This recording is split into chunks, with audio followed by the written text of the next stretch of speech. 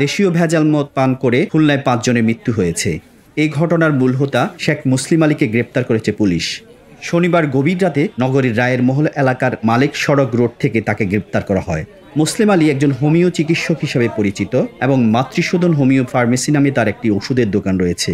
ওই দোকানের আড়ালে তিনি বাড়িতে বসে অবৈধভাবে মদ তৈরি ও বিক্রি করতেন।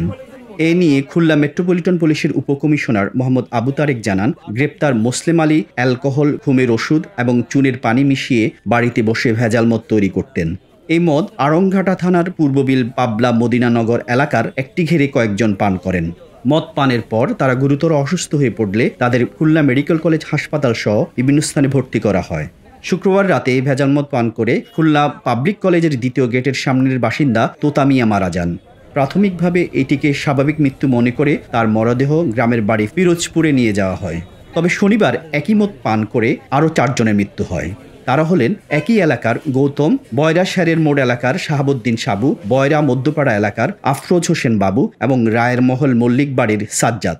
এই ঘটনায় বয়রা দাসপাড়া এলাকার বাসিন্দা সোনু গুরুতর অসুস্থ অবস্থায় খুলনা বিশেষায়িত হাসপাতালে চিকিৎসাধীন রয়েছেন।